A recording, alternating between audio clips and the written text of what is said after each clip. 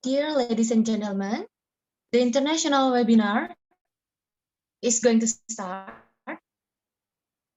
Excellencies, distinguished guests, participants, ladies and gentlemen. Assalamualaikum warahmatullahi wabarakatuh. Shalom, salam damai sejahtera untuk kita semua. Om Swastiastu, Namo Buddhaya, salam kebajikan. Peace be upon with you. Namaste.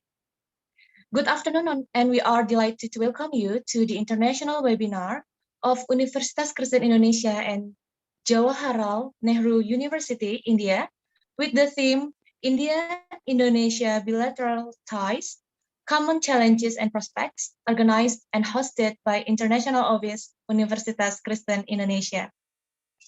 With me, Angela, as the host for this international webinar.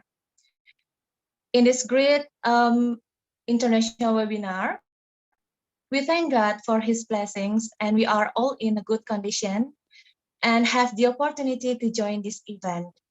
We are delighted that we have participants from some different countries.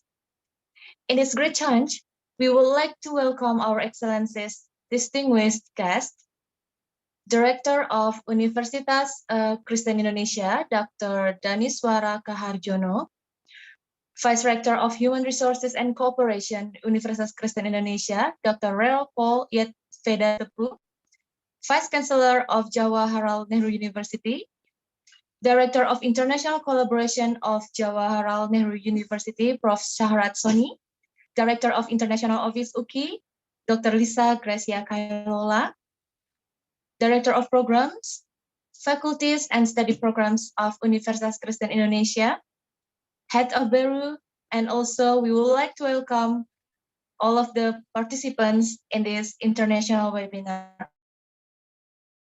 We also would like to welcome our honorable speakers, Dr. Gautam Kumarja, Assistant Professor in School of Language, Literature and Culture Studies, Jawaharlal Nehru University, Dr. Sheha, Assistant Professor Jawaharlal Nehru University, Angel Damayanti, PhD, Dean Faculty of Social and Political Science of Universitas Kristen Indonesia, and Dr. Lisa Gracia Kailola, Director of International Office of Universitas Kristen Indonesia.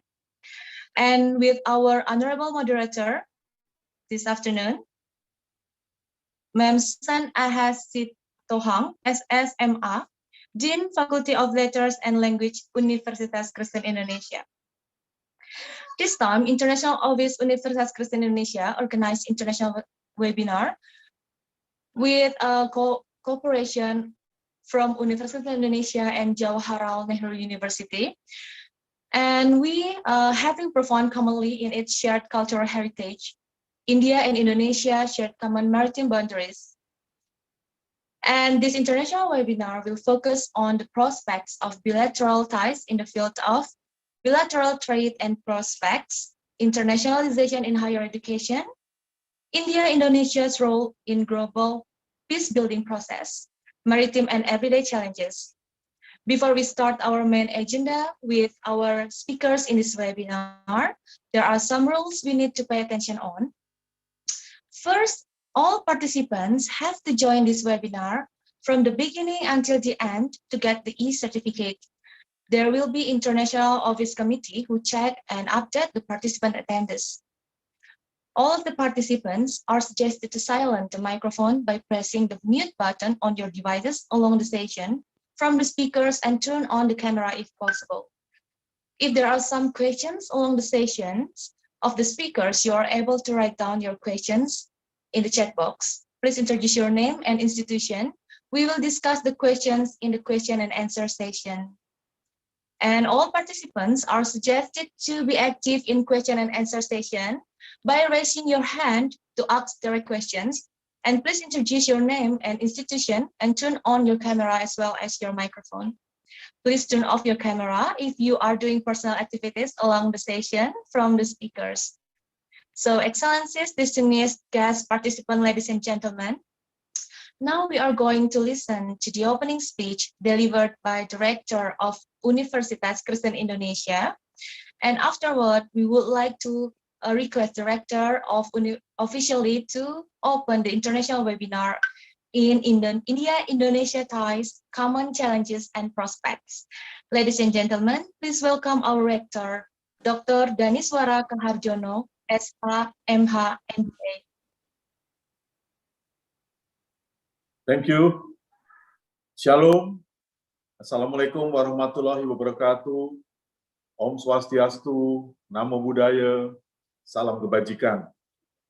The honorable speakers, Dr. Gautam Kumarja, Assistant Professor in School of Language, Literature, and Culture Studies, Jawaharlal Nehru University, India. Dr. Sneha, Assistant Professor in School of International Studies, Jawaharlal Nehru University, India. Mrs. Angel Damayanti, PhD, the Dean Faculty of Social Political Sciences, Universitas Kristen Indonesia. Mrs. Dr. Lisa Kayulola, Director of International Office, Universitas Kristen Indonesia. And our moderator, Ms. Susan Sitohang, SSMA, Dean Faculty of Letters and Language, Universitas Kristen Indonesia. Also, I would like to welcome all the participants who already joined this international webinar. Good afternoon. First of all, let us thanks to our God, the Almighty, for His blessing for us, and I believe because of His grace, we all have the opportunity to be together here to attend this very meaningful occasion. On behalf of Universitas Kristen Indonesia, I am greatly honored and pleased to welcome you all in this international webinar held by International Office Universitas Kristen Indonesia, which its theme is India-Indonesia Bilateral Ties, Common Challenge and Prospect. This is the project collaboration between Universitas Kristen Indonesia and Jawaharlal Nehru University or JNU, India, with the Memorandum of Understanding between two parties already signed jointly. I hope the collaboration programs will continue in the future and give the beneficial for two parties as well. Universitas Kristen Indonesia was established in 1953, has been committed to implement what we call Tridharma Perguruan Tinggi in order to prepare our young generation, not only the knowledge, but also the skill they needed when they come into the marketplace.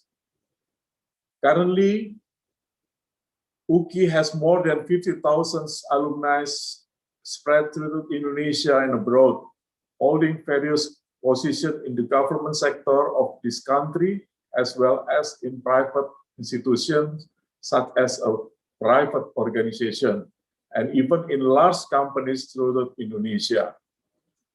For this reason, UKI continues to improve itself to provide the best services for lectures and more specifically for the students.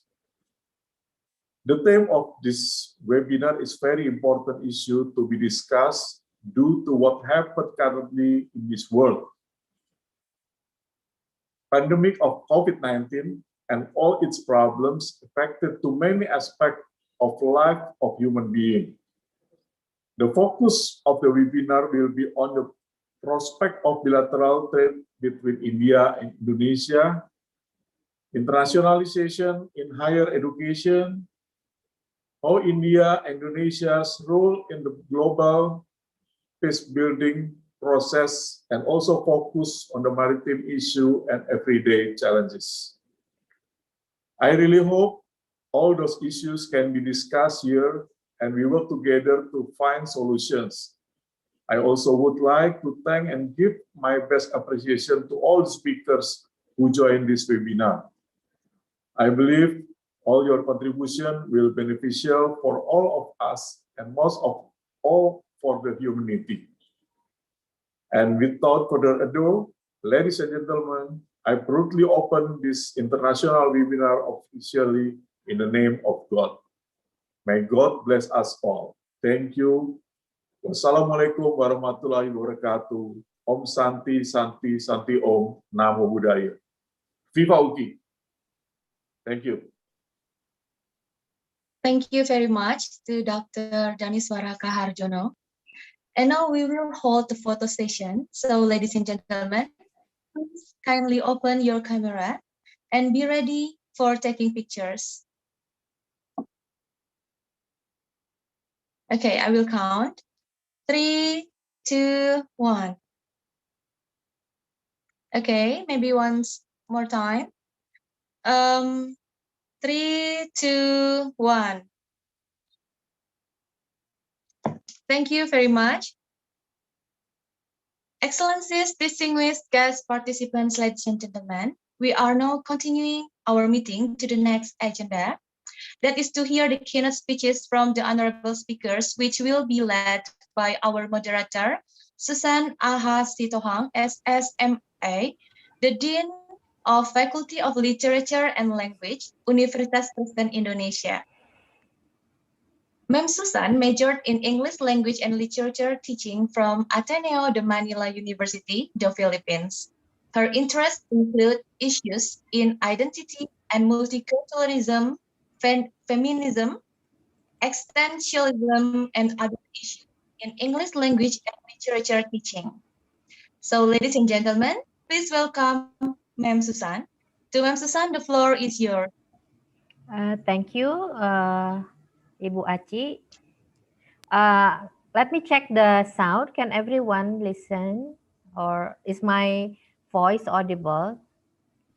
Yes. Okay, yes. Very clear. Yes, thank you. Can I have the PowerPoint for the presenters? So I'm going to introduce our first two speakers. So first we have our Honorable Dr. Gautam Kumarja.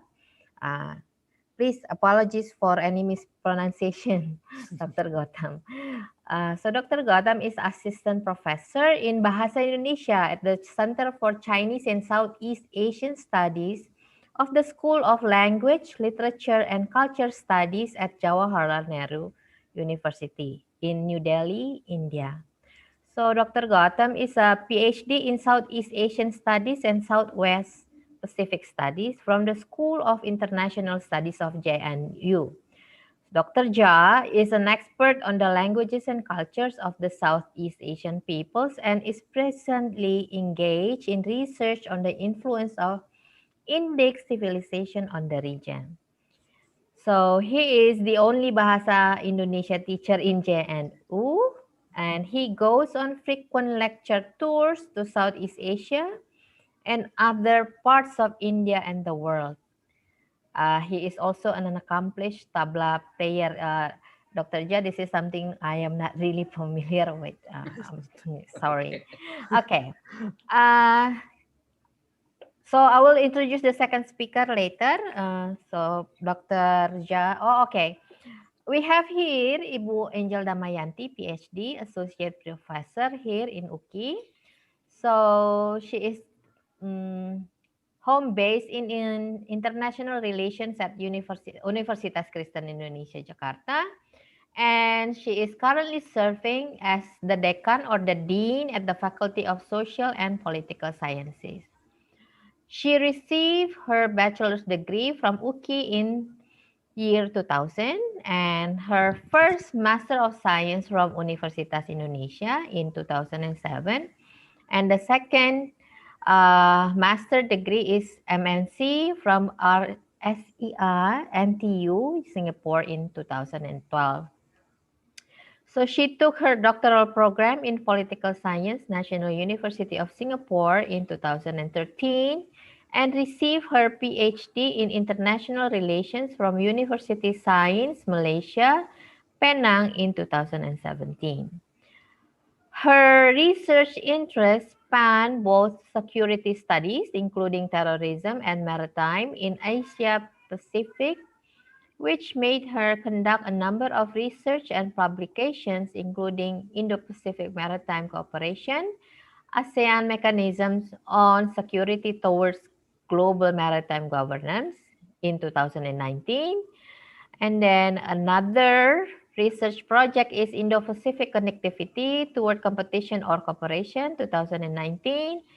Radikalisme pada komunitas non-Islam 2018, Regional Maritime Cooperation in Maintaining Maritime Security and Stability, a task case for ASEAN Unity and Centrality in 2017, and in 2016, ASEAN-China Maritime Cooperation, Maintaining Maritime Security and Regional Stability. So each speaker will have 10 minutes giving presentation, and after that, we are given 10 minutes for question. Oh, so yeah, question and answer for participants. You can prepare your question, and speakers will answer to them. Thank you. Without further ado, Dr. Cha, the floor is yours. Thank you. Thank you, Suzanne. It was, I mean, you made a very good introduction of me. Most respected Professor Dhana Shivara, K. Harjono, Rector of Universitas Kristen Indonesia. Dhana dan Swara. These words come from Sanskrit. Dhana means wealth, and Ishwara means the honor. So, honorable honor of the wealth of a Christian university. It was. I'm thankful to you that you signed the MOUs from both the universities, and I hope that we realize the points mentioned in the MOUs. Dr. Lisa Gracia, Director of International Office, and Dr. Angel Damianti, the Dean of Faculty of Social and Political Science, UKE, and then our colleague, Dr. Sneha, Ms. Benedicta, and Ms. Angela, who are part of this entire team for signing these MOUs. I'm really very thankful to you. And it was really great idea to have a webinar before we sign the MOU. So MOU is already signed. So I congratulate the entire team, and I hope in near future we we realize all the aspects of this MOU. So in my presentation, it's a very light presentation. It's not very deep. I'll go a little bit about our historical aspects, that how we are connected, and then we'll go for the prospects and challenges, how we are doing in terms of our bilateral trade, where we like, and what are the lacunas, what are the issues, and what are the prospects. Let's start with the connectivity, culture, and religion. You see, our past is, gives the basis to develop our relationship in the present time and also in the future. So I always make past as a basis to start our talk with Indonesian counterpart. And connectivity is one of the most important aspects in our bilateral ties. With this connectivity, one of the most important tool was culture. And I think both these nations, India and Indonesia, are deep-rooted in specific culture. And then with culture, we exchange religion. And religions, that I think most of Indonesians know that Hinduism, Buddhism, and then Saivite Buddhism, and later Islam. Also, Islam came from southern part of southwestern part of India. And we know that strong and rich culture can play a very important role in establishing harmony in the world. And this is one of the most important challenge of the present global world. That harmony becomes always an issue to be dealt with. Can you go for the next slide? Religion, as we know that, in the beginning, I don't say this exported, we mingled with the land of Java, Sumatra, and other big islands through Sanatana Dharma. Sanatana Dharma it has certain conducts, certain symbols, and those are said to be the ways of life based upon certain scriptures. After that, Buddhism went to Indonesia, and then Shaivism and Buddhism, and both if we mix, it becomes Shaivite Buddhism. Can you go for the next slide, please? India, as I think most of us, even Indians, do not know about the past glory of India. Lothal considered to be one of the most important epochs in the history of Indonesia's history of India's glory. That we know that Lothal was earlier a pottery town, later became the dockyard. This is located in our western part of India, western coastal area called Gujarat. And I'll show you the picture. And this the excavated ancient city, which existed 4,500 years ago, where we had a great and very scientific dockyard where the numbers of ships supposed to be serviced, and from there we exported our goods from India to Southeast Asia and other different countries. Can you go for the next slide, please? This is called Gulf of Kutch. It had a capacity to hold more than 30 ships at a single point of time, having more than 30-ton capacity. And the engineers of this place, Lothal, accorded high priority to the creation of a dockyard and a warehouse to serve the purpose of naval trade. I'm talking for the period of 4,500 years. Please. Can we go ahead? Next slide, please.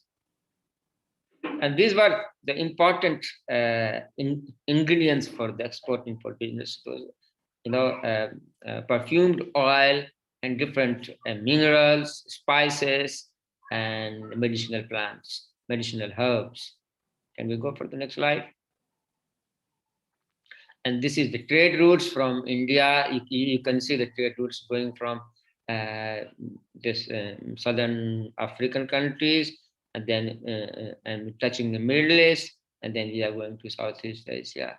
But if you see the trade routes, Southeast India and Southeast Asia, this was very fertile trade routes. It was, you can see how trade routes is defined by Malacca Strait and Sunda Strait, and going to southern China, Indochina, southern China, and further East Asian countries. Can we go for the next slide?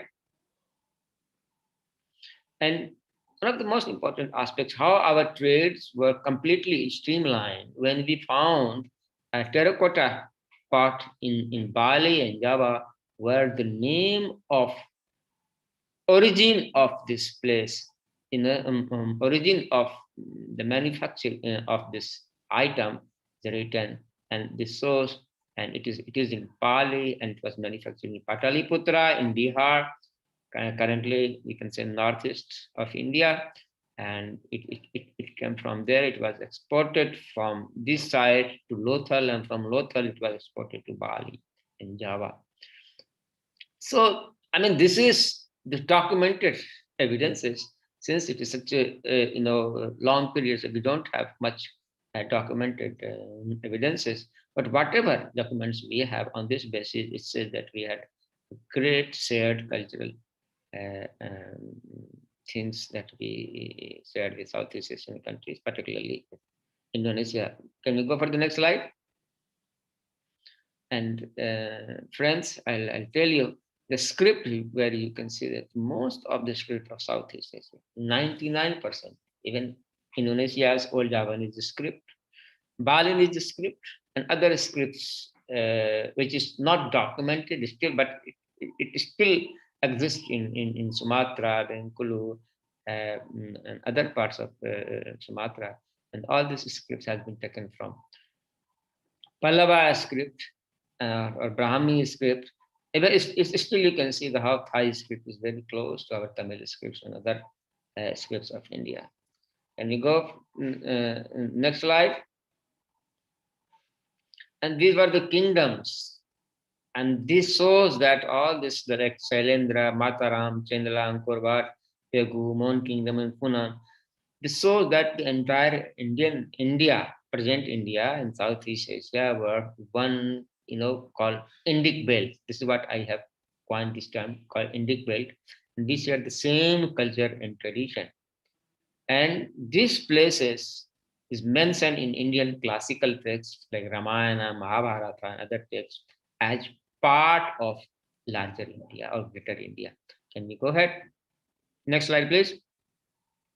These are the old names of these places mentioned in Sanskrit. Next slide, please. And most Swarnadvipa is referred as Sumatra, Yavadvipa as Java, Malaysia, Siam is in Thailand. Next slide, please. Now, starting from 7th century till late 16th century, there were signs of Hindu-Buddhist kingdoms across archipelago, like Srivijaya, Shailendra, Mataram, Kediri, and Singasari, which left the entire archipelago deeply rooted in the Indic elements. And that's why Javan, Gotong Royong, other not recognized religions as unrecognized religions of Indonesia, they were completely immersed in Indic culture, or Indic culture, or what we can say that Vedic culture of India. Can we go ahead? Next slide, please. Srivijaya and Palembang and islands. I'm not going to deal in with great details to our Indonesian counterpart, but these are the places where we both these countries, India and Indonesia, should be part of. That we both counterparts with both sides were represent one common and strong civilization and culture. Can we go next slide? Srivijaya and Chola, we always know that how they encountered, and if we see the history, and I have also recommended one of my Bollywood friends that we should have a one Bollywood movie based upon the intimate encounters of Srivijaya with Chola kingdoms of India. Can we go ahead? Next slide, please. Now, coming on when we started thinking about nation states, when both these nations emerged out of the clutches of the colonialism, and then we started thinking about that we should have our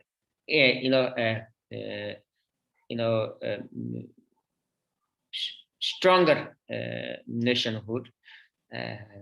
We play an important role in the global issues, international politics. But one of the most important aspects, apart from those shared civilization and cultural aspects, India always stood for its brother Indonesia, and each and every step of the freedom struggle, India was at the right hand with Indonesia. Jawaharlal Nehru, our first Prime Minister, shared a special bond with Indonesian President Soekarno because of India's effort to bring global attention to Indonesia's struggle against Dutch colonization post-World War II. Even when the Dutch left and Dutch came back, India was always there. Can you go next slide, please? You see, after, this is the slide which I had, which came ahead. Can we go to the next slide? Yes, see, the next slide, yeah. The next slide, when Biju Patnaik, yeah, this one is like Kalinga Alliance. When we went to bring Sujan Sultan Zahirir and also Mr. Hatta to bring back them from Java to from Singapore and then to India, because of when Dutch came back again, and the future of Indonesia again became very bleak to get freedom from the clutches of the Dutch government. Can we go further one slide back? One slide back. One more slide back. Yeah. Then the common aspiration reflected into Asia-Africa conferences where both these countries participated. Now, can we go ahead next slide? Next slide again. Yeah. Next slide. Yeah. This is Sultan Sujahir and Biju Patnaik. Both shared a very cordial relationships. We'll talk later again. Can you go next slide, please? Yeah. One of the most important aspects from Indian side, which is not yet still very much defined by Indonesia, and Indonesia should learn that India got dissected, divided, Pakistan and Bangladesh.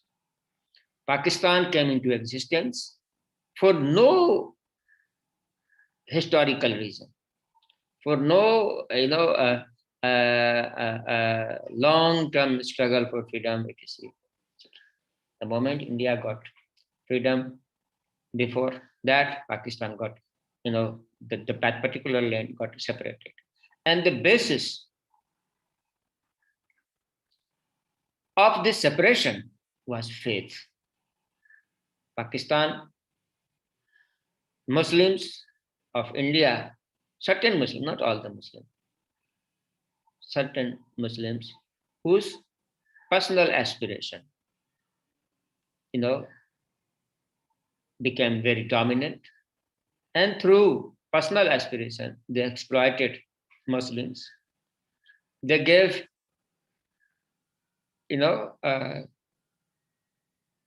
narrative that Islam is in danger, and I do not know. And history of India, Islam came to India. Islam stayed quite a long time in India. Mughal empires. If you come to India, you will see the remnants of Islamic culture and traditions still reflected in all parts of India. But they gave, narrative that Islam is in danger, and they extrapolated the votes, and through that religion they accumulated power, and with that power, with the help of British, they got a separate nation. Further, East Pakistan, you see, one of the most important aspects that Indonesians should understand. East Pakistan did not agree to be part of Pakistan, which was based upon faith. East Pakistan, which is currently named as Bangladesh, Bangladesh got separated from Pakistan on the basis of culture, language and culture. They speak Bangla and Pakistan speaks Urdu. Now, you can see the condition of Pakistan. And now you can see the condition of India. Pakistan got separated, and Pakistan got biggest help from PRC, China. China used Pakistan against India, and it has been using against India. And thus, how some of the mistakes taken place in the past is reflecting the present of India. Then Indonesia, the transition phase was the most tumultuous period in the history of Indonesia. Sukarno's NASA-com theory and experimentations completely failed. And then it gives the chance for the emergence of a person dictator called Suharto. Then armed forces came into power and it ruled, and how human rights violations took place in Indonesia. I think majority of the world do not know, and also Indonesians themselves do not know. During the transition phase from Orde Lama to Orde Baru, millions of people were massacred on the name of faith, name of ideology, and New Indonesia was born. New Indonesia was born with 32 years of the history of dictators. Now, this 32 years of history of dictatorship, it dismantled the intellectual capacity of Indonesia, because it's such a big genocide. And during this period, we could not think that the way we nurtured our relationship with Indonesia during the freedom struggle or before the freedom struggle, it would reflect in any way. So I think thanks to our the Indian diaspora, who with their effort we inch towards the bilateral trade, and still if we will talk about how our bilateral trade has been existence, how our bilateral trade has been maturing through the course of time. Can we go ahead, next slide please? Bilateral trade, if you see, it's been minuscule during the 90s, then started developing, and from 2010 you see it has been certain spikes of certain, and that you see there are certain spikes because of the certain specific needs, certain specific export and import. We got our you see the spike, and 2020, after the Lucas policy changed into Act-East policy, we started emphasizing on Southeast Asia and particularly Indonesia, and then and we are thinking that our bilateral trade will come as in around 50 billion US dollar in coming future. But there are so many things, so many gaps which we can fill in coming future. I think I have still 5 minutes time. I have just spent 5 minutes time. Can we go ahead, Susan? Yeah, thank you. Actually, your time is running up, sir. But you can have another 1 or 2 minutes. Thank you. That is very less, but yeah, okay. Sorry.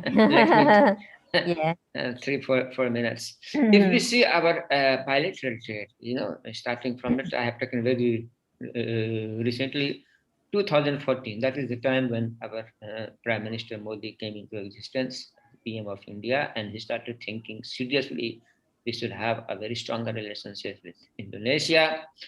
And we see 2015 till 16 we have minus, but 2017 we see we have plus 6%. 2018 we have 21%, and I hope in coming future it will double very fast, because both these countries, India and Indonesia, are experiencing reforms, though we have a lot of issues domestically, but once reforms is taking place in the field of agriculture and industry wise, finance wise, our bilateral trade will again see spike.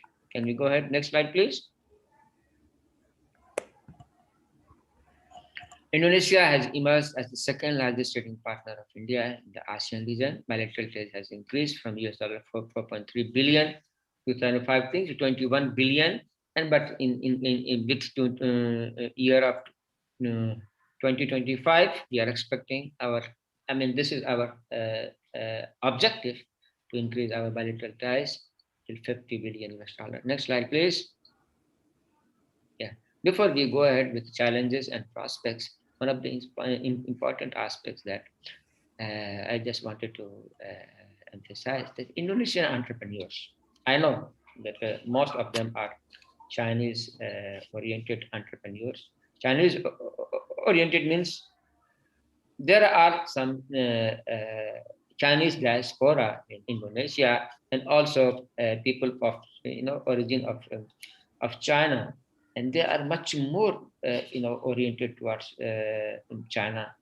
I want the scholars of UKI to emphasize on this. India is a huge market and very stable market, and very stable market, and also a very strong market in terms of providing a very strong quality-wise products. As I know, that India is still very famous. When I was there as a student, so people talk about Tata, Birla, and Hero Motorcorp, Hero and other partners, and also Bajaj. And Bajaj is very famous, and our agro product is already there. Quality-wise, we are far ahead than with any other countries in the region. So we are there. So if we see our trade deficit, I have not shared those slides. There is huge trade deficit between India and Indonesia. We are still importing almost 70%. 70. We have trade deficit on 60 to 70% in certain parts. So these things we have to bridge the gap in coming future. Indonesia should not always be on the selling spirit of its minerals, but at the same time it should also invest in our countries to bridge those deficit gap. Now challenges. Radicalism is one of the most important challenges that both these countries are facing. Indonesia, I have seen recently for the last 10 to 20 years, almost on certain areas have failed to work on radicals in the society, and through these radical elements, there has been a very severe human rights violations, and emergence of radicalism is a very much networked. So we have to dismantle network, and also one of the important aspects that we have to see, we have to assess how, like Tablighi Jamaat and other missionaries activities are they are working, what is their future aspects, and how they have been with the society through the COVID and this kind of disasters. So these things are important. Yes. That we can talk and we can take up in our future programs, that these are the topics where we can form common projects. And I hope Indonesia recently has also offered a lot of subsidies and financial support to take up international projects, which we can help to both the countries. So I think Indonesian government can come out with the common projects with intellectuals in this. I'm sorry, Dr. Cha, to interrupt. We are, yes. I'll go just in 1 minute, I'll sum up. Bye. Reform is one of the important aspects.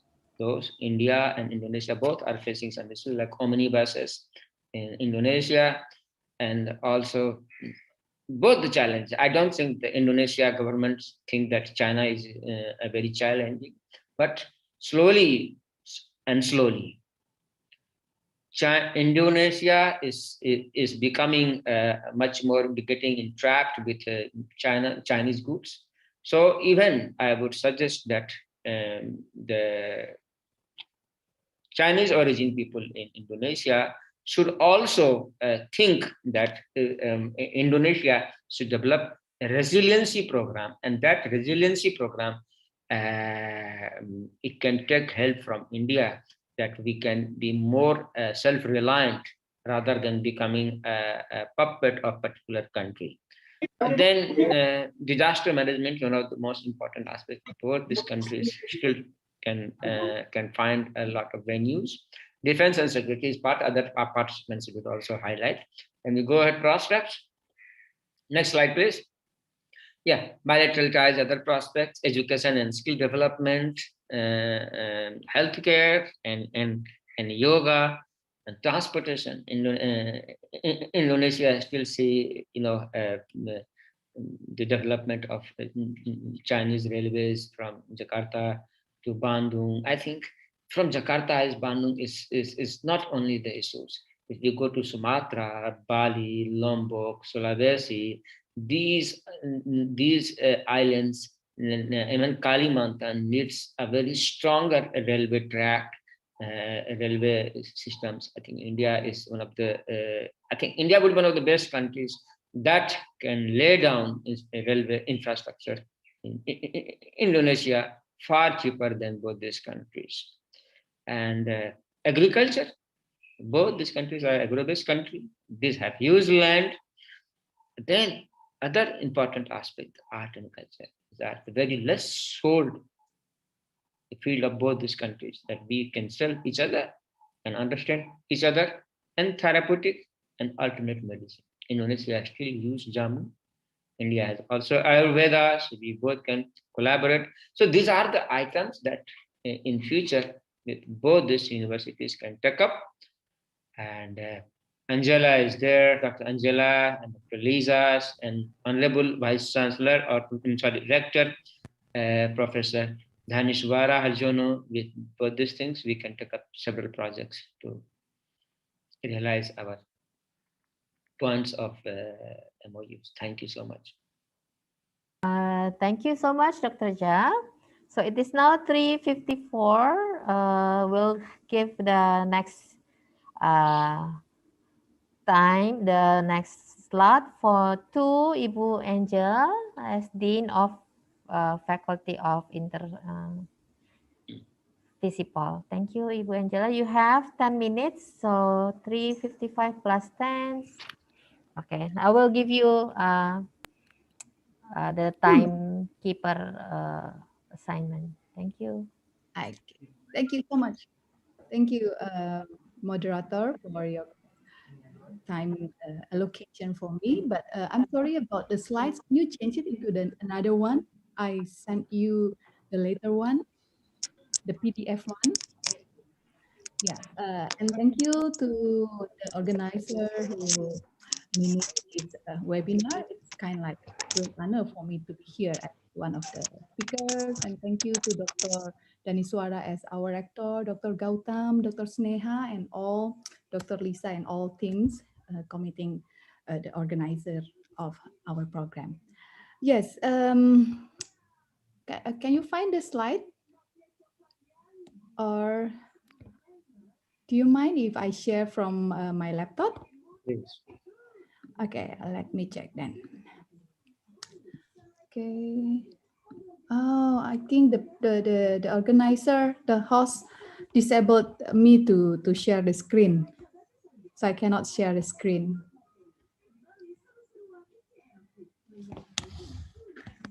I hope, Madam Moderator, you give me more time for this because it's more a technical problem. I'm so sorry about this. Okay. Okay, let me check. I can share it. Okay, great.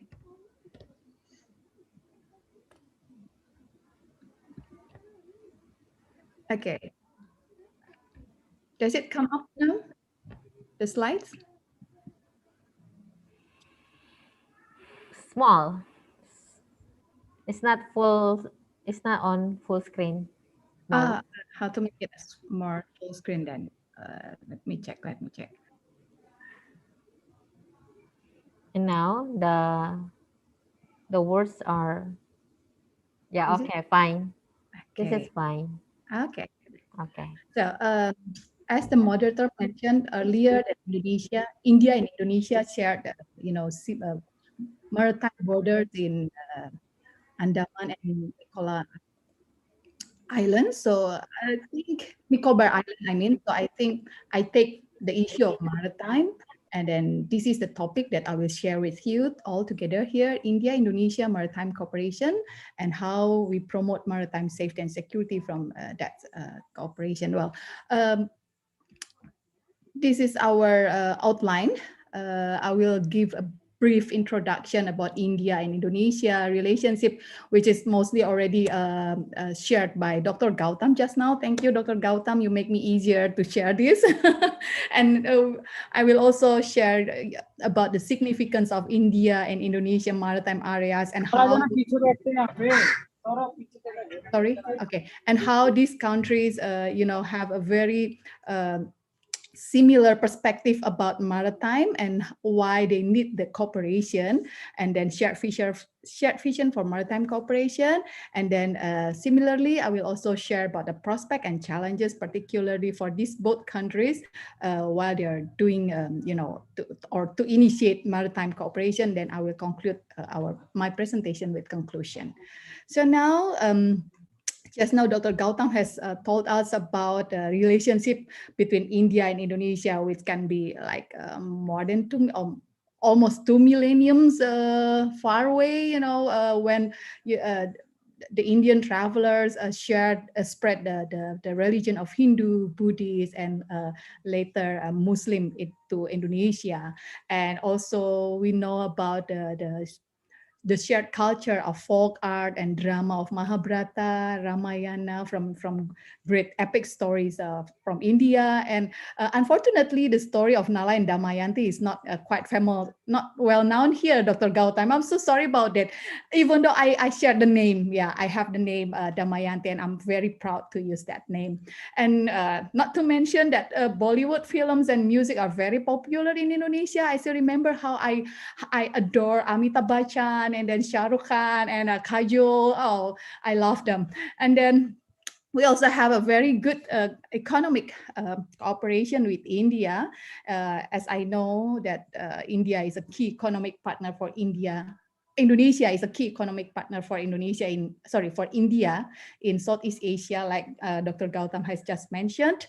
And then I think the similar data also mentioned by Dr. Gautam about how this Indonesia become the largest trading destination for India, and trade, bilateral trade between these two countries reached more than 20 billion US dollar in 2018, and then it increased like fivefold from 2005 and 2006. And then mainly India export bovine meat and petroleum products, commercial vehicles, agricultural, steel and plastics to Indonesia. And India becomes the fourth export destination for our coal and crude palm oil from Indonesia in 2019. And then about politics, it's thank you, Dr. Gautam also mentioned about our founding fathers, really very good relationship between Prime Minister Nehru and Sukarno, and how India become like amongst the first countries who supported Indonesian independence and to acknowledge the juro recognition for Indonesia. And then how these Nehru and Sukarno also established the non-aligned movement, and they supported the ASEAN African conference in Bandung in 1955. And now both countries also shared democracy values that are that promotes the human rights, for example, or the transparency or good governance in both countries. So I think it's a good good point of view for India and Indonesia. And now we're coming to the maritime issues, not only economic or social culture or politics that are important for India and Indonesia, but we're talking about the maritime because well, I believe that maritime is, very vital for the human civilization, because there's a lot of things that we are endowed with the the allures of the sea. So now let's see about the Indian Ocean and the maritime areas in Indonesia, particularly the Malacca Strait. There are at least three main reasons why these maritime areas is very important for both countries. First, about the strategic role of Indian Ocean and Malacca Strait, because these Indian Ocean and Malacca Strait, they hold a strategic role of, for sea lanes of communication and also for sea-based trade route. And then not to mention about the abundant supply of fisheries and oil and gas in these areas that can be, give a lot of advantages for littoral states. However, due to these, the wealth of the seas in Indian Ocean and also in Malacca Strait or any other maritime in Indonesian areas, we also face the high numbers of threats in terms of, terrorists and sea piracy. Just a minute, sorry, I'm so sorry about this. I think, yeah, I lost my slides. I'm sorry. Yes, the high numbers of threats in Indian Ocean and Malacca Straits due to the strategic role and also the wealth of the maritime posed by state and non-state actors. I will explain it later. Okay. Okay. Ibu About Angel, while you are still looking for the slide, yes. You have until 4:10, ya Pak. Okay. Okay. Thank you. Okay. Five more minutes. Thank you. Yeah. Is it right? I mean, sorry. I think You're going back. You're going back to the slides. The beginning of the slides. Okay. Okay. Okay. We have that already. Okay. Next slide. Please. Next slide. Now. Yes. Okay. No, wait. Okay. Before this one. Before this one, we go back. Yes. See, this is about the marine routes. We have we have to manage dispute seas, particularly in South China Sea and Malacca Straits, and how to manage this area become safe and also clear. I mean, in terms of no dispute in these areas, and then we also have to face the terrorist attack, particularly in Sulu Island and Sulawesi Island in Indonesia, and also we have to manage the piracy attacks, particularly in Malacca Strait, which is quite a number, like 36% of all piracy attacks in all world, happen in this area. Indian Ocean could be a bit lesser, but we still have piracy attack in Indian Ocean. Okay, next slide. And as I mentioned that how this maritime is very important. So Indian and Indonesia, they adjusted the policies, particularly the maritime policies, as well as China and the US as the major powers in the region.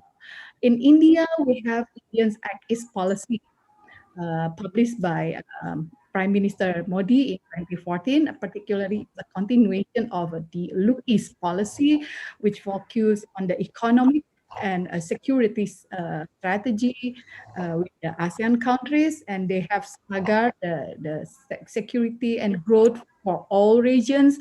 I mean, this Act East policy means that not only Indian will get all the beneficiary, but also all the countries in the region.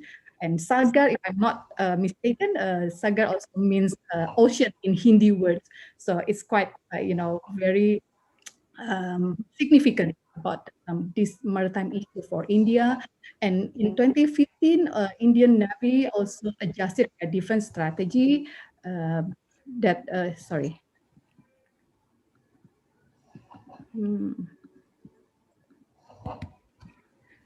Okay, before that, sorry, we go back. I need to, wait a minute, just a minute. Okay, this Indian Navy defense strategy that changed their doctrine from freedom to use the seas to ensuring pursued, and how this Indian Navy adopted a holistic approach to develop their naval power into a balanced, multi-dimensional force, combining the use of ships, submarines, aircraft with satellite and information system. And we also have Indonesian Global Maritime Fulcrum published by President Jokowi in 2014, how this strategy focusing on the maritime culture and how to preserve and manage marine resources, to develop the marine infrastructure and to enhance the maritime diplomacy and to develop the maritime defense power. On the other hand, we also have China. Next slide, please. We also have China with the One Belt, One Road in 2013 and then changed into Belt and Road Initiative in 2015. It is actually an initiative to improve regional cooperation and connectivity in Asian countries, particularly in Central Asia, to bring economic growth as well as military power and global influence. PLA Navy, I mean the Navy, China's Navy also shift from offshore waters defense to a combination of offshore waters defense and open seas protection. So this strategy particularly emphasizing the naval power on combat readiness and military training in real combat conditions, and how they build a combined, again, multifunctional, flexible, and efficient naval combat structure. And the last, we also have U.S. Free and Open Indo-Pacific that is launched by President Trump in 2017, which is basically it is a platform for economic cooperation and strengthening the quadrilateral partnership between Japan, Australia, US, and India, through which the US welcomes India to be a leading global power, a stronger strategic and defense partner, and support a strong leadership of Japan in another hand. So US also continues to support ASEAN centrality in the regional security and empower the ASEAN. So because the US enjoyed the freedom of navigation, they started from the constructive engagement with ASEAN and its mechanism in the region. So what I can say from this, next slide, please. We can see that there are some kind of shared vision for maritime between Indonesia and India, because India and Indonesia have common interests and deal with similar. Ibu Angel, Yeah. I'm very sorry, but your time is up. I have to. Okay. Can I just go to the conclusion? Okay, sure. Okay. So, okay, just a brief conclusion. So, what I'm going to say that a joint maritime regulatory arrangement among all Indo-Pacific states, I mean, from Indian Ocean to Pacific Ocean states, particularly the major powers and littoral states, initiated by India and Indonesia, is very vital. Why? Because it can prevent the competition to list between the major powers to prevent the competition leads to security dilemma and instability. And this regulatory mechanism can be initiated by starting operation in blue economy and marine research, as well as preventing threats, particularly the terrorism, sea piracy, that comes from non-stage and also natural disasters at sea. And the last one, that ASEAN, with all of its success story, existing mechanisms, can be the main alternative or main tools in shaping the joint regulatory arrangement that I just mentioned about. Okay, I think that's all I can say. We can go further in the discussion. Thank you so much.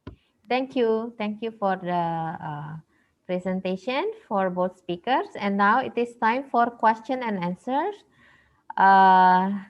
Do we have, okay. Now, we have now a question. Is the then India route still relevant nowadays, or are there many changes that have occurred?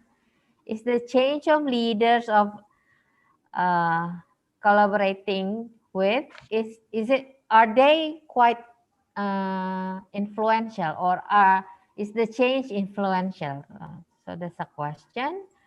I don't know.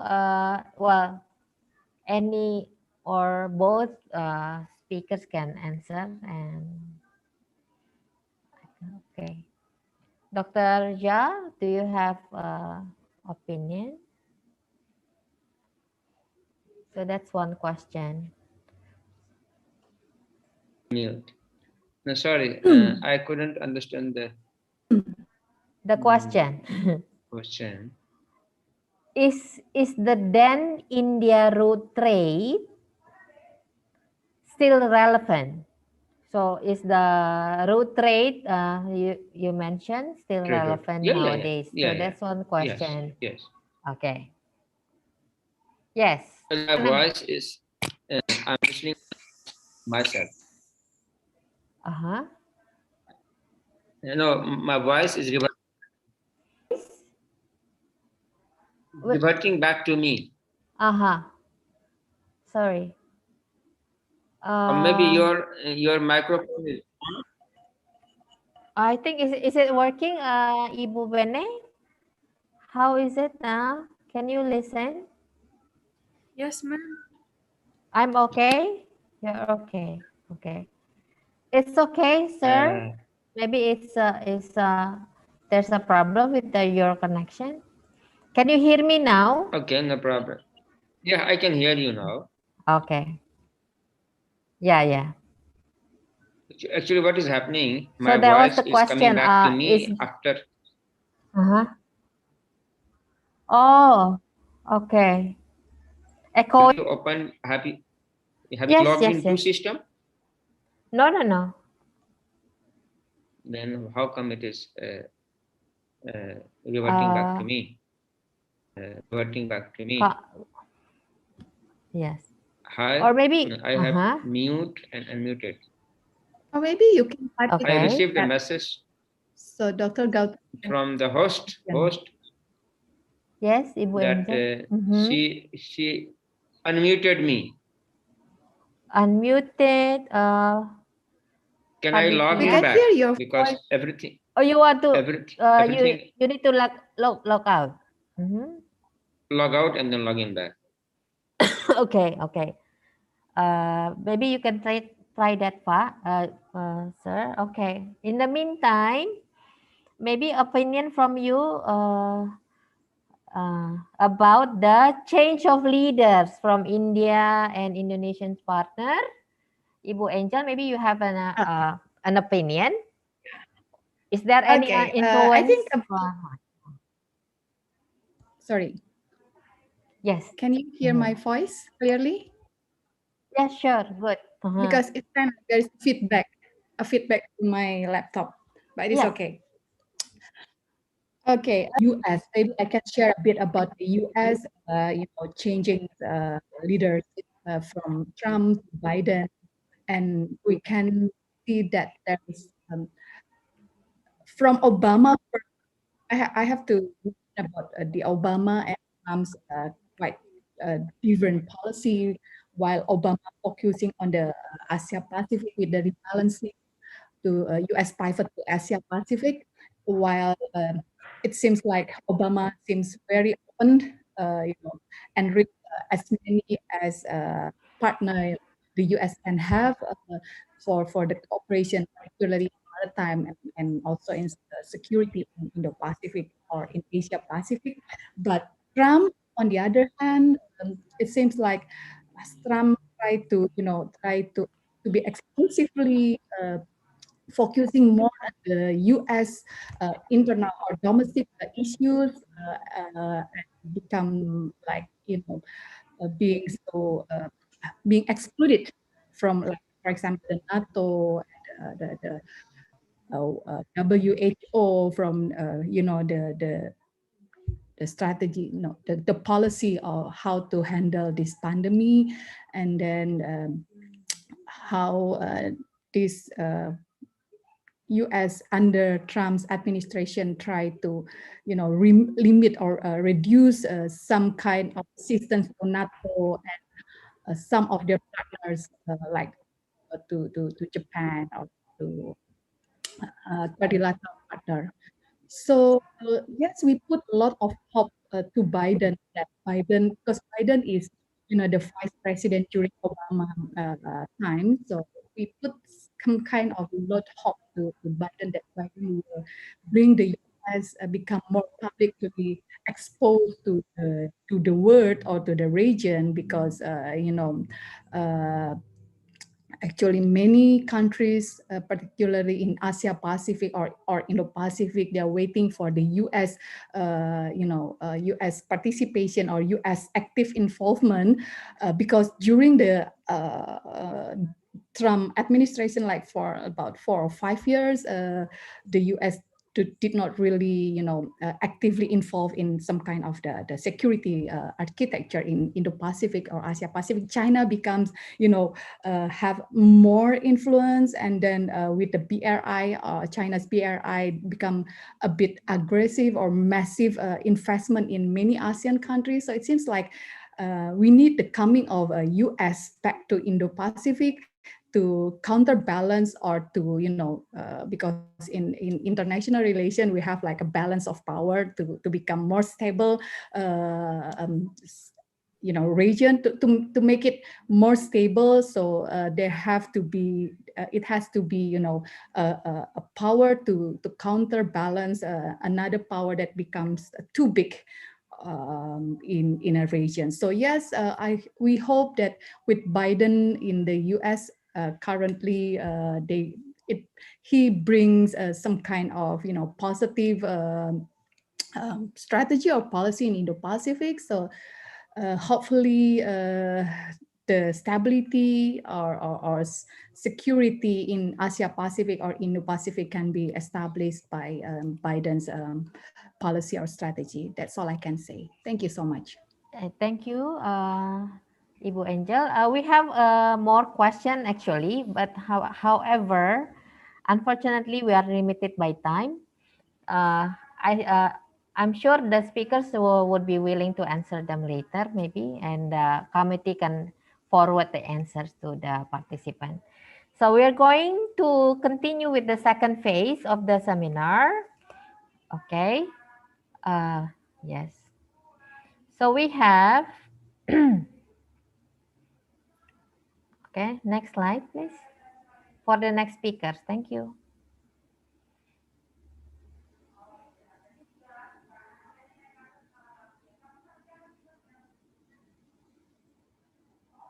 So we have the next speaker is Dr. Sneha. She is an assistant professor currently working in Center for Canadian, U.S. and Latin American Studies School of International Studies, Jawaharlal Nehru University, New Delhi. She has done her bachelor's degree from Maritime, forgive my mispronunciation, College, University of Delhi, MA from School of International Studies, Jawaharlal Nehru University in Politics, with specialization in international relations. MPhil from Southeast Asian Division, School of International Studies, Jawaharlal Nehru University. Her dissertation was on Chinese diaspora in Malaysia since 1969. She also completed her PhD from Southeast Asian Division, School of International Study, Jawaharlal Nehru, University. Her thesis titled Politics of Coalition Building in Malaysia, a study of United Malay National Organization 1998 to 2009. She also visited Malaysia for academic research. She was also awarded with Junior Research Fellowship and Senior Research Fellowship in International and Area Studies. Before joining JNU, she was previously teaching in Department of Political Science, Delhi College of Arts and Commerce, University of Delhi for almost 5 years. Her area of research interest lies in Canadian studies, electoral reforms, ethnic and federal politics, and diasporic studies. She has also written many articles in various journals. So that is a brief introduction of our next speaker. Next, and last we have Dr. Lisa Gracia, Kailola, SOS MPD, who is currently the Director of International Office, Universitas Kristen Indonesia. She was the head of Legal Affairs and Cooperation Bureau in Universitas Kristen Indonesia. Previously, she was the Secretary of University and Secretary of Postgraduate Universitas Kristen Indonesia. Dr. Lisa joined Universitas Kristen Indonesia in 2010 and now she is an assistant professor, which her home base in Management of Administration of Education, postgraduate programs, Universitas Kristen Indonesia. Her educational background is Bachelor in International Relations, Universitas Hasanuddin Makassar, Master in Management of Education, UKI, and Doctor in Management of Education, Universitas Negeri Jakarta.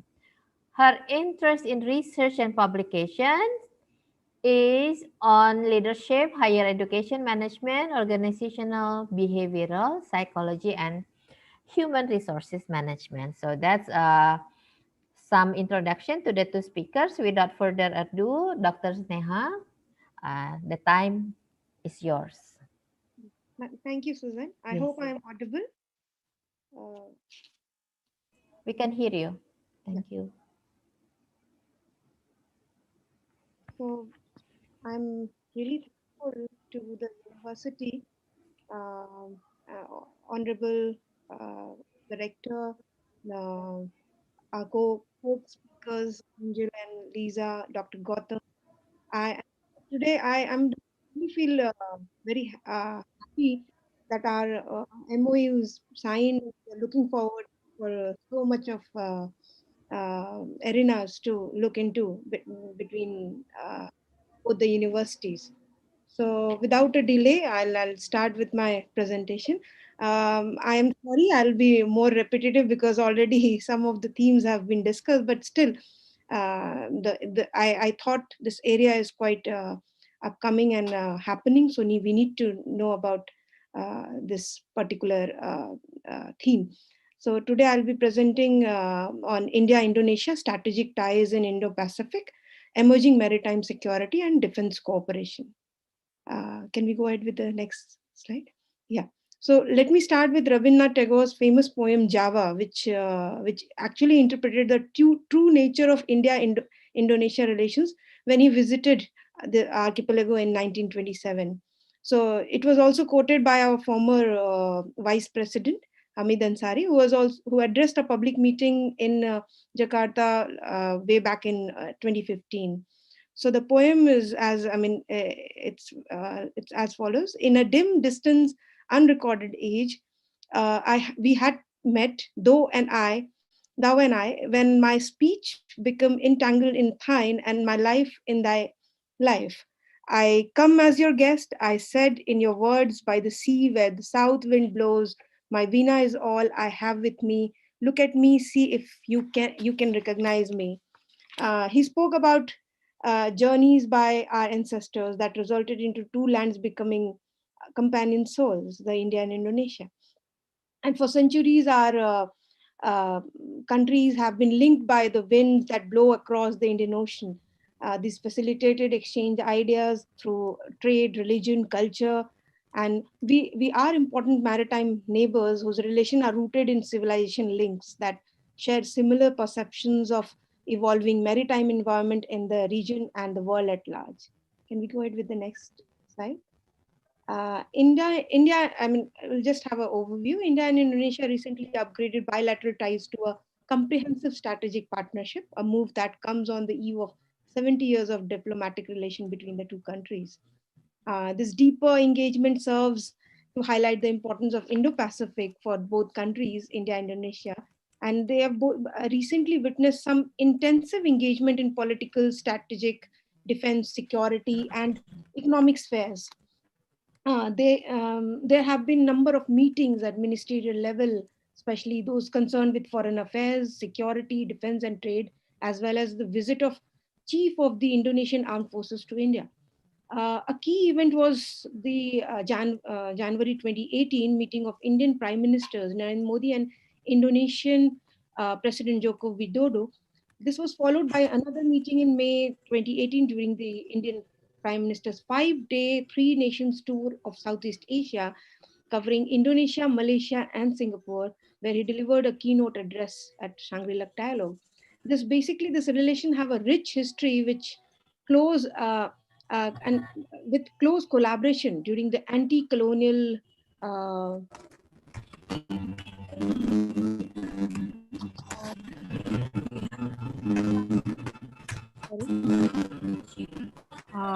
We cannot hear you, Dr. Sneha. Okay.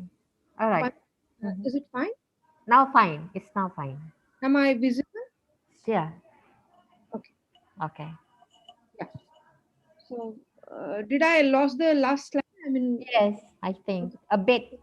Yeah. okay. Okay. Maybe you need to repeat a bit. Okay. Okay. Yeah. So that's what we see. I mean, India-Indonesia relations have a rich history with close collaboration during the anti-colonial freedom struggle between the national leadership of India by Jawaharlal Nehru and Indonesia led by Sukarno, and later in non-aligned movement. India and Indonesia were the co-founders of NAM and successfully hosted the Bandung Conference in 1955. Is it fine, Suzanne? It's fine. Yeah, yeah. Yes. So more recently, former Indonesian president, visited to India in 2005, where a joint declaration on establishing strategic partnership was issued. President Tito, was also the chief guest of India's Republic Day in 2011. After taking over as PM, Prime Minister Modi met the Indonesian president on the sidelines of East Asia Summit held in Naypyidaw in 2014. And this was also followed by the visit of our Vice President Muhammad Hamid Ansari to Indonesia in 2015, where he met the president as well as the former President Megawati Sukarnoputri. Can we go ahead with the next slide? Yeah. The next, I am already done with this. Yeah. Now the strategic ties in Indo-Pacific. The emergence of the Indo-Pacific as a geopolitical construct and China's preference for the Asia-Pacific indicates the growing contestation for the Asia at the level of idea and real power in the region. Even as India's look-east policy was transforming to act-east policy, China was extending its reach to the Pacific and Indian Oceans. China's Belt and Road Initiatives offers an inducement to its neighbors and also, in fact, influences on sovereign territorial claims. India rejected China's offer to join the BRI summit, citing the China-Pakistan economic corridor, which passes through Pakistan-occupied Kashmir. According to one of the article in Jakarta Post, China's economic security is utterly dependent on Beijing's ability to secure market and sea lanes that transfers the India and Pacific Oceans, the Indo-Pacific. The article further points out that between Delhi and Beijing lies Jakarta, and the control over the Indo-Pacific requires the influence over the Indonesian archipelago. Indonesia has thus become a new battleground between the Sino-Indian rivalry. While Indonesia has its economic interests, but China is a very strategic entanglement with India, and the common strategic interest and concerns open up space for cooperation between India and Indonesia. Now, the next slide, the defense cooperation. Yeah. As the biggest association of Southeast Asian nations member, its neighborhood, Indonesia constitutes an important part of India's Act-East policy. It may be recalled here that India and Indonesia has signed a defense agreement in 2001. The bilateral relationship was subsequently upgraded to such strategic partnership in 2005 and is now upgraded further to comprehensive strategic partnership. Indonesia's foreign policy under Widodo still retains that 1948 tenet, which is actually Weber's then active, the independent and active, and Sukarno's three Sakti, the three pillars of the state, namely as Indonesian, that is sovereign, economically independent, and a strong socio-cultural identity. The principal doctrine tenets the Tentara National Indonesia's, that is Indonesia's national armed forces, our national resilience and people's defense and security, and archipelago doctrine. the dual role of military has been done away with, in favor of the new paradigm doctrine, which is supportive of democracy and civilian rules.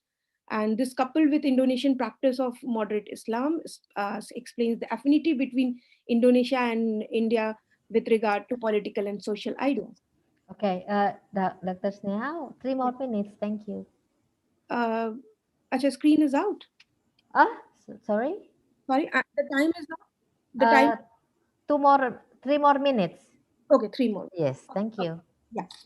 So the defense agreement between the two countries signed during the India's prime minister's visit in 2018 is an important one. India and Indonesia have agreed to start a regular bilateral dialogue and consultation on strategic defense and military issues of common interest, exchange of strategic information, military education, training and exercise, cooperation among armed forces, humanitarian aid, disaster relief, peacekeeping, and medical services, among others.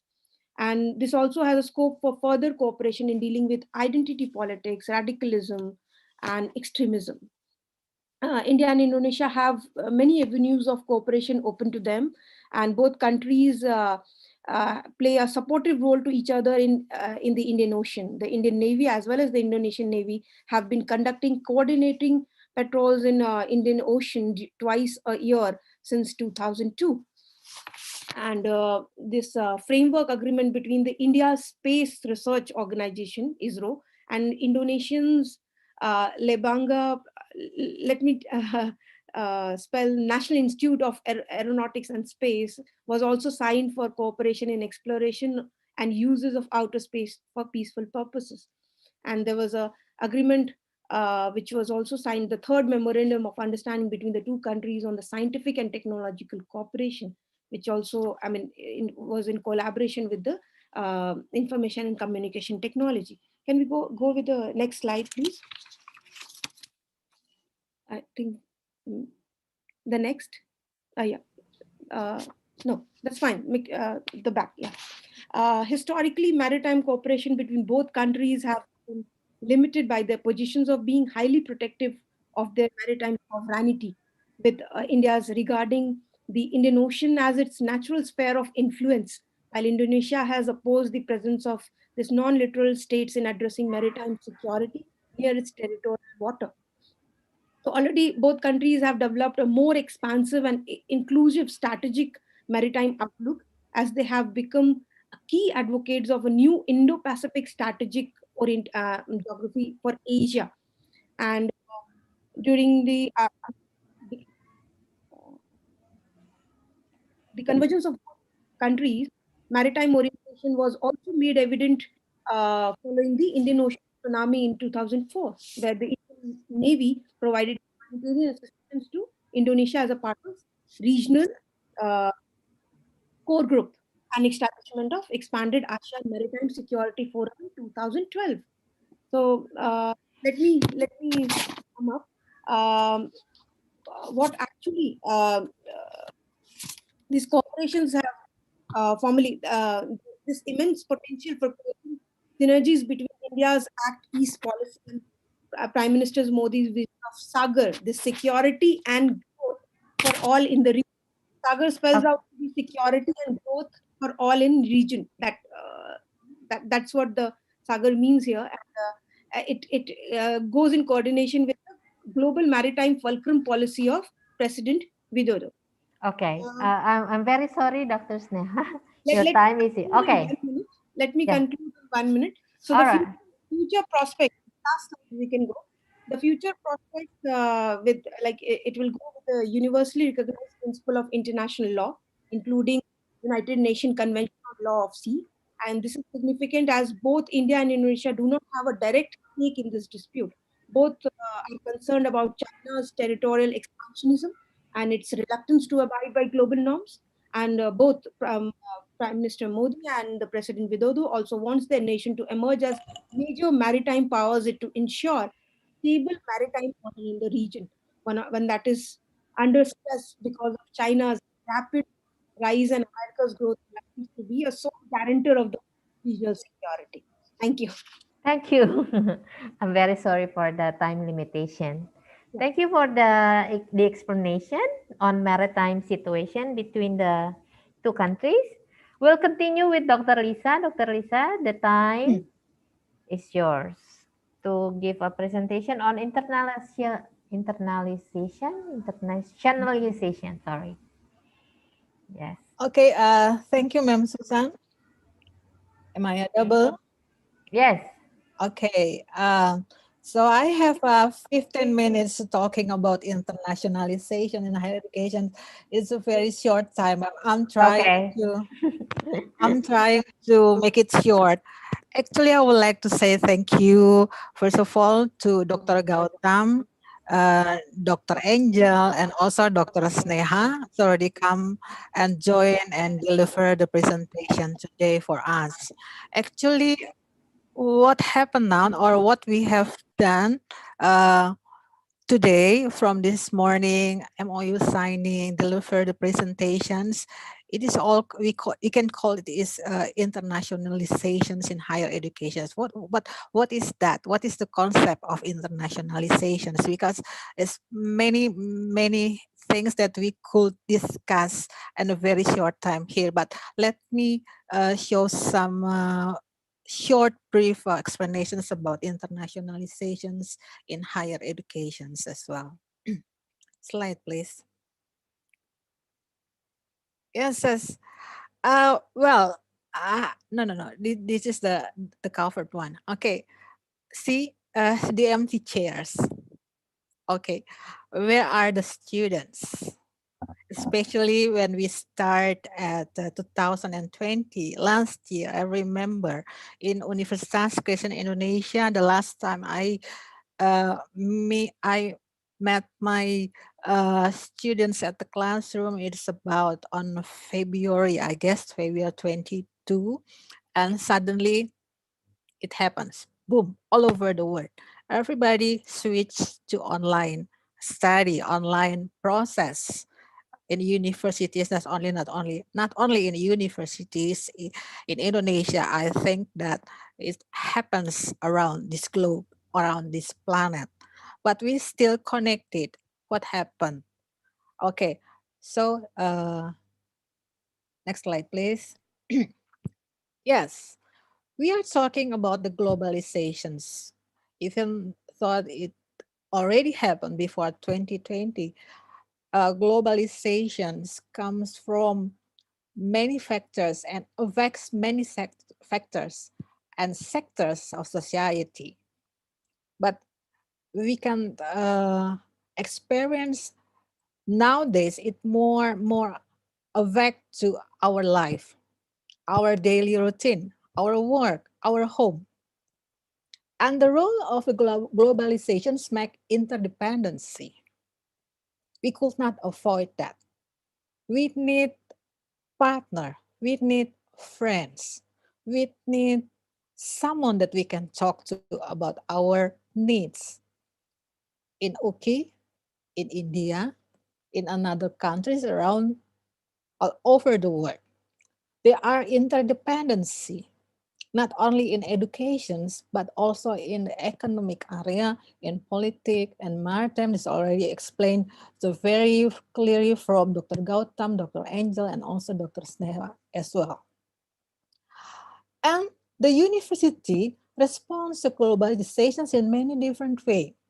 Some of them are ready, of them are not ready, because some of the university in Indonesia, for example, they thought, what is the beneficial for our institution as well? We are fine, we are doing well. We don't need internationalizations or globalizations as well. That happens before this year, before 2020 or the years long ago. That's different way. Or maybe we don't have any study program that could connect to another university, then we don't need that. But nowadays it changed. In order to get benefit from the global trend, many educational institutions are trying hard to establish agreement and collaborations with regional, international, and even intercontinental university. Okay, the next slide, please. What is internationalizations? Definitions, many definitions and conceptual about this one, but I would like to say just only one. It refers to the process of integrating an international or intercultural aspect into the teaching, research, and service functions of internationalization. Like our rector, Dr. Daniswara Harjono, already delivered his speech. In Indonesia, we call it Tridharma Perguruan Tinggi, teaching, research, and also the service functions. It's a very critical point in higher educations. So all our collaborations, our partnership, not only between the university, but university and the government, on the private sectors or public sectors, any kind or individual, we always refer to teaching, research, and service functions as well. Okay, next slide, please. What is the scope of internationalization and higher educations? Yes, we already heard about that. From traditional study abroad programs, taking courses at college or university in other country, through internet or face-to-face arrangements such as branch campuses or franchises. But most of all, I would like to say that we already come into some memorandum of understanding, or we come into the documents like memorandums of agreement on details for the study program, for many activity like research activity and international student exchange, or many things and that get involved our students and our academic staff. But it can be more than that. Like Dr. Gautam said before, that internationalization, so collaboration can be more from that. And most of all, that we could give the contributions or beneficial for our institution or for our country, or the large one for the humanity itself. Okay, next slide, please. That is I already mentioned before. So the beneficial from internationalizations of our educations can be beneficial in sustaining and growing sciences and scholarship through dynamic academic exchange. We already heard that Dr. Angel, Dr. Gautam, and Dr. Sneha have a deep research about the maritime, about the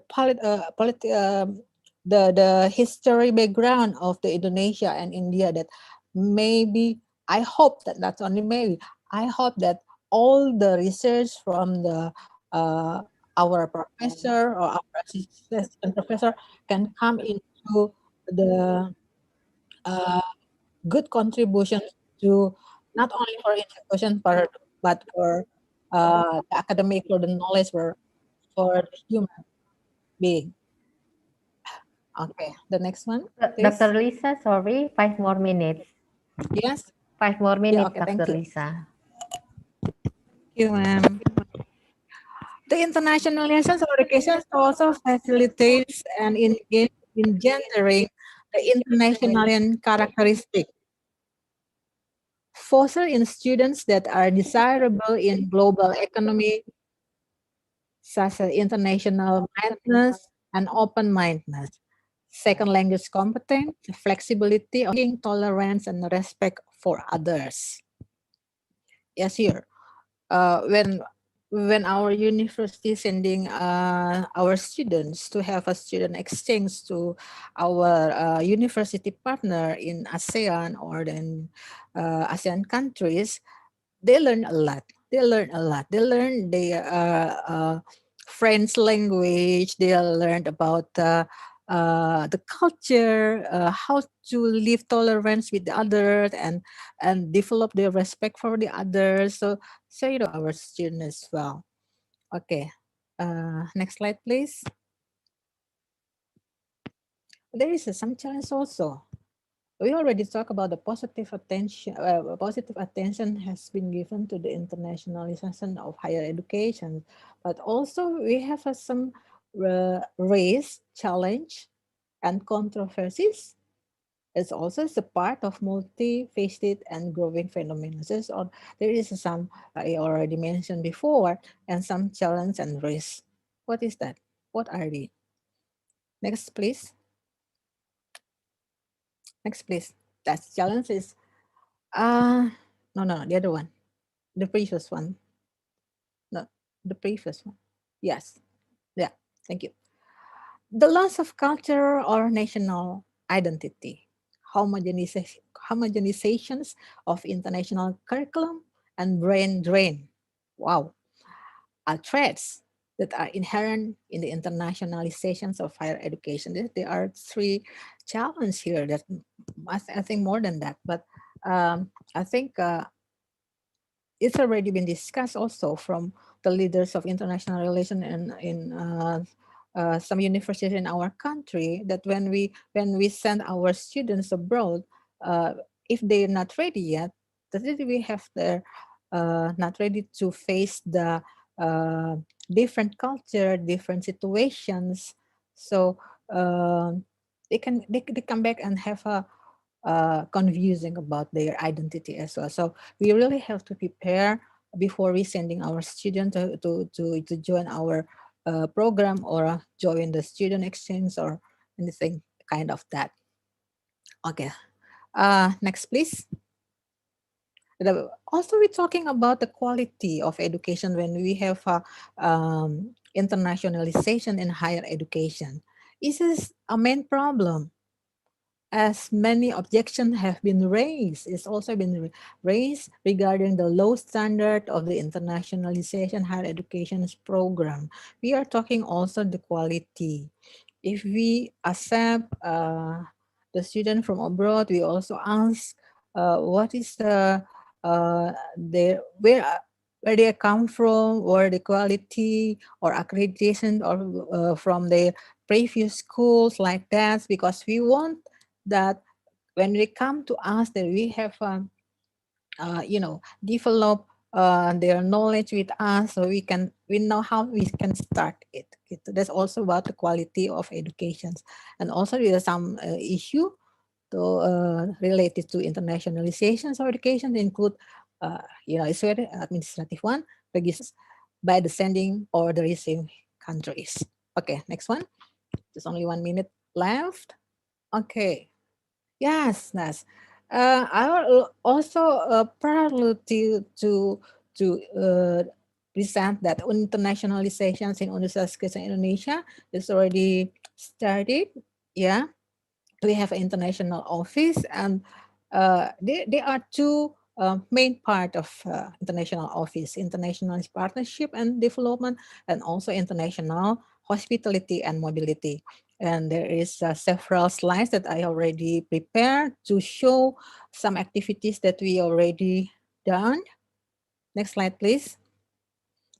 Okay, this is also MOU. Okay, and AHDO is ASEAN Human Development Organization. I just want to explain a bit.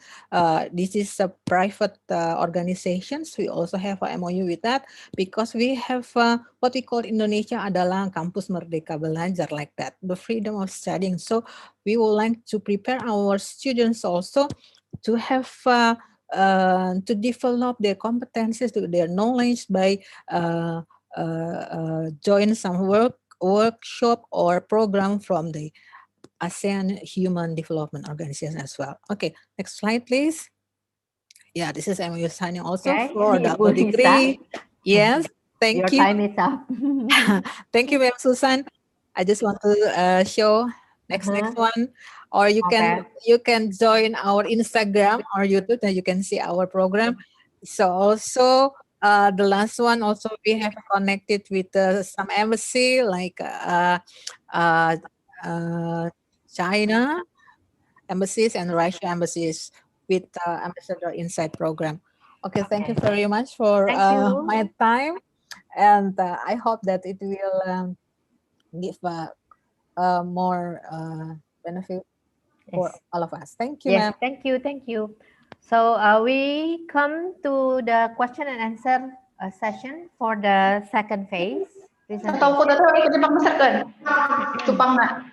Okay. Kindly. Hello. Okay. So we have some questions in the chat box. Good evening. My name is Muhammad Gozali from Universitas Wali Songo, Semarang.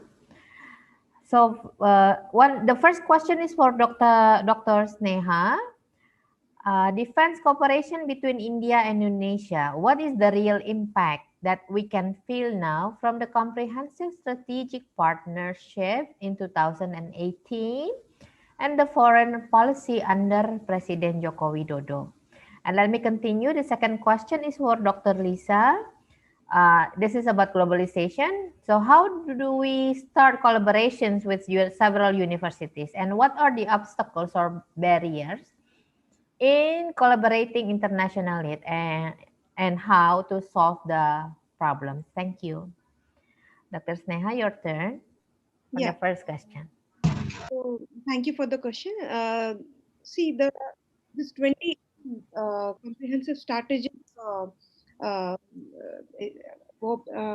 partnership will actually help China to reduce its rapid expansionism policy, which is actually a concern for both the countries, India and Indonesia as well.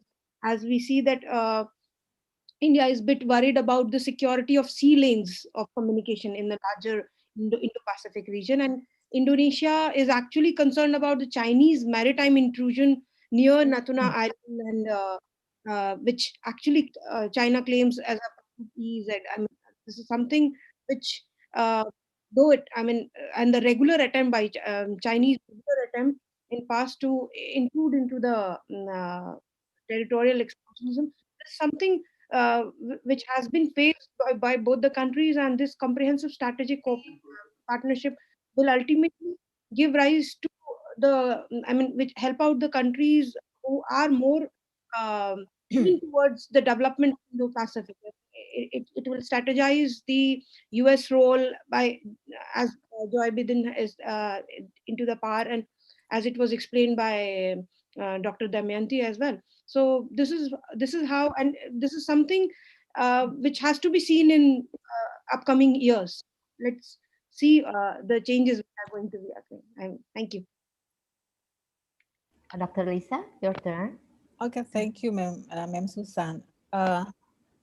This is the questions about how we start collaborations with several university and what are the obstacles and how to solve it. Okay, I can say that first of all, we have to know what we have, what the university have. We really have to know what are our program, or what study program, what's our outcomes first. And it can come from ourselves, it can come from the external conditions, what we can do for contribute to solve the problem in society or for the academic development, like that. Okay, so we can start from that.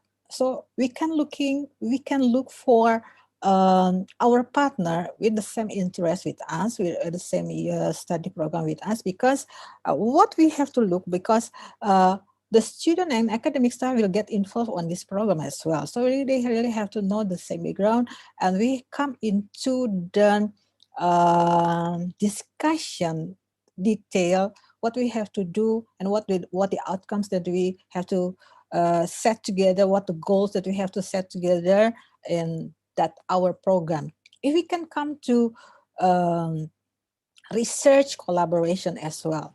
Nowadays, some universities have a multidisciplinary research network. Yes, those different study program background, from engineering, from education, from the literatures, from law. So we can come and collaborate together in the one program as well. So if we can find what the goals, exactly what we want, we can connect to our partnership like that. So what is obstacles? Well, some of the obstacles is talking about the management of this university and management of the country as well. It's like the policy like that. Yeah, so we really have to know about that policy, the academic policy at the university as well. So we can come together in one table, quote unquote, and discuss about the academic policy in the country and the institution as well. So I think then the problem can get solved if we can come and sit together and talk about that. When we can look for the solution for that. So for example, then if we send students to have a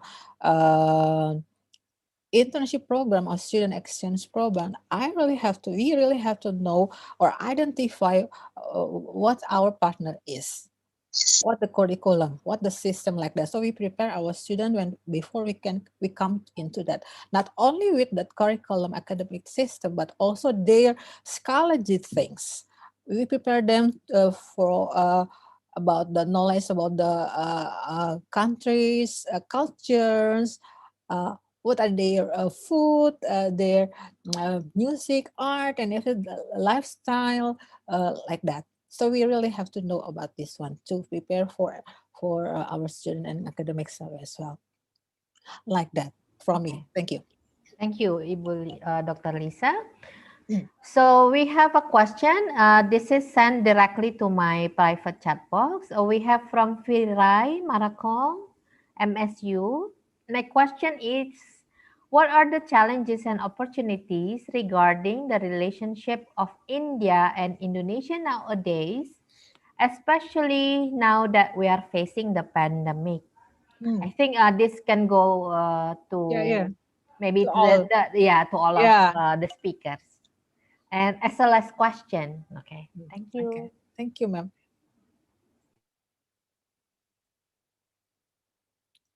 You can just start, maybe Dr. Sneha and then Ibu Dr. Angel, silakan, please. Is Dr. Gautam here already? I think perhaps Dr. Gautam can have his turn to answer. Dr. Gautam, Dr. Cha. Okay. Maybe Dr. Sneha, please. Yeah, I'm there. Okay, yeah. Okay. So you can just decide who starts. It's okay. I think everybody can contribute little by little because everybody's points is valuable and important. What I see in the trade point of view, there is a lot of prospects, but at the same time, challenges are there are very much challenges. You see, there is there's not an institution in both the nations, in India and Indonesia, which are responsible for promoting bilateral trade. And also the Indonesia's trade conglomerates are more, I have already said that, there are Sino-oriented trade blocks there. So, and they are not bothered to look at India as a big market, except Indo-food is there, and Indian conglomerates are there in Indonesia. But there has to be certain mechanism where we can make aware the Indonesian businessmen India is a market. So, I mean, both the government has to decide. But if UKE decides that we can form a project that from our side also, from their side also, that how we can do a mechanism where, and the benefit is Indonesia will create a resilience.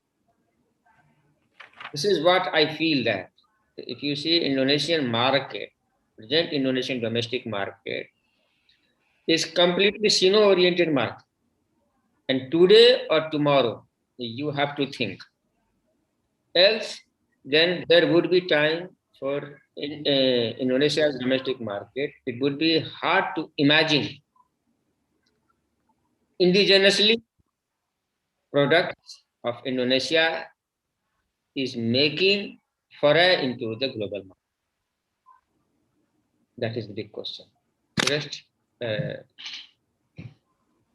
Maybe from Indonesian side first, Ibu Angel. Sorry. Hello. Yes. Yes. Thank About you. the question about the pandemic, is it? Yes. Or- The challenges and the prospect. Okay. I just want to make sure. Is it about the prospect and challenges for India and Indonesia cooperation in health issues? I mean, in the pandemic or overall? Or like overall Overall. Okay. in the Great. relationship. Yeah.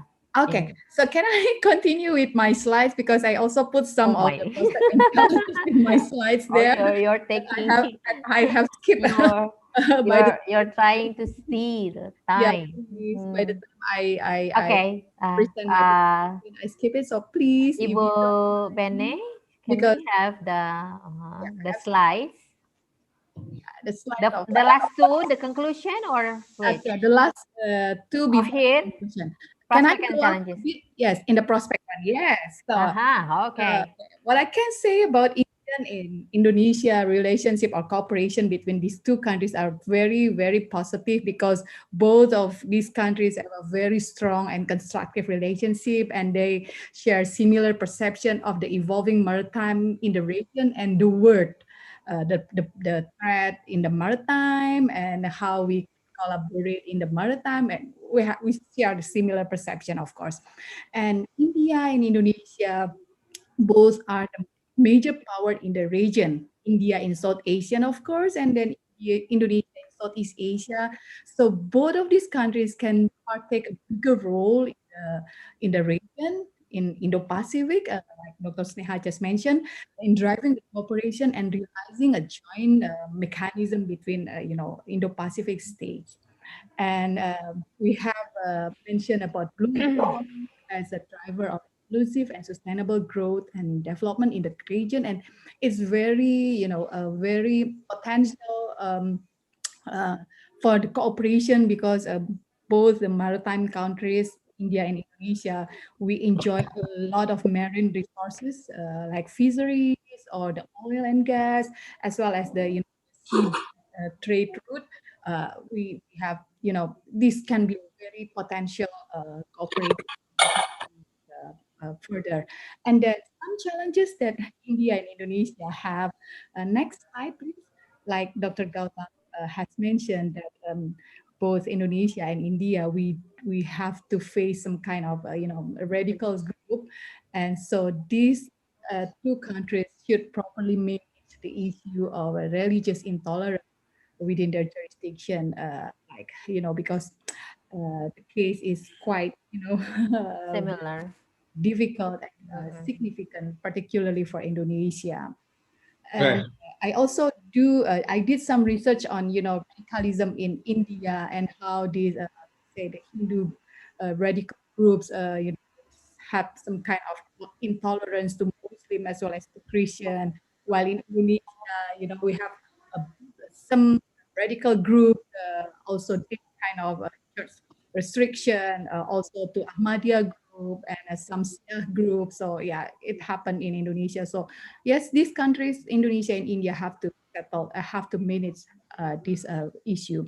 Secondly, like Dr. Sneha also mentioned about the different perception from India and Indonesia regarding the external powers, the major powers, particularly China and the US.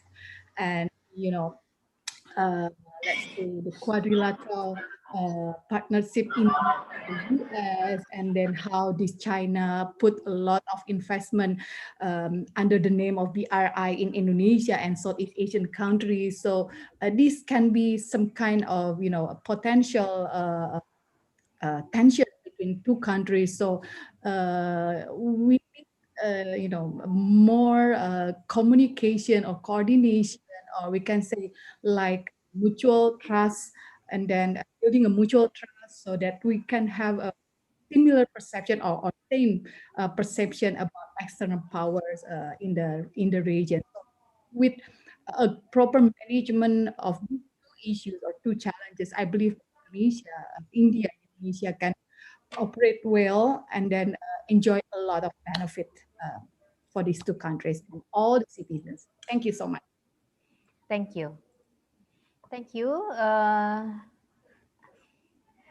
Maybe Dr. Sneha, you have something, you have, I think yeah, all yeah. things are shared, but one thing which I really feel that uh, though COVID has affected many of the arenas, but still it is COVID that it has made the information technology, these things have developed, and today we signed MOU, not in the physical mode, but still we were capable of doing it. So both the countries still look, looking ahead in new areas to evolve. I mean, something new always will be evolving. And as we have a common historical ties, our common problems,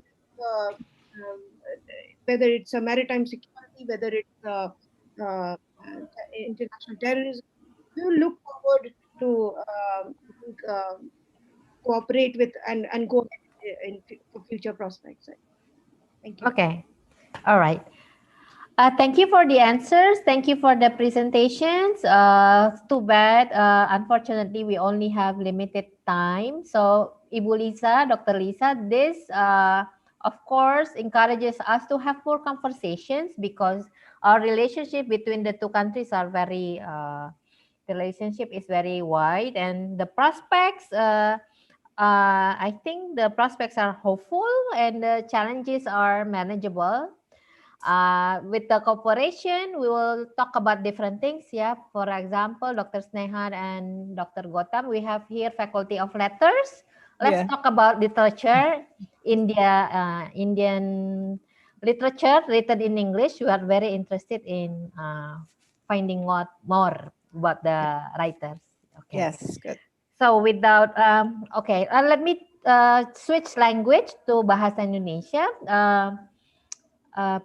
Peserta, saya menerima beberapa pertanyaan dan masih ada pertanyaan yang belum dijawab. Mungkin bisa ditinggalkan alamat emailnya, panitia akan menghubungi pembicara untuk meminta jawabannya dan kami akan kirimkan. So there are still questions yang we have not answered because of the time limitation. I'm sure Dr. Sneha, Dr. Gotham, Ibu Angel, Dr. Angel dengan Dr. Lisa, you will be willing to answer the questions. So we'll send and then we will return the answer to the participants. Okay. All right. So that sums up. Sedikit, boleh saya sedikit menambahkan? Yes. Karena ada pertanyaan. Oh, okay. Baik.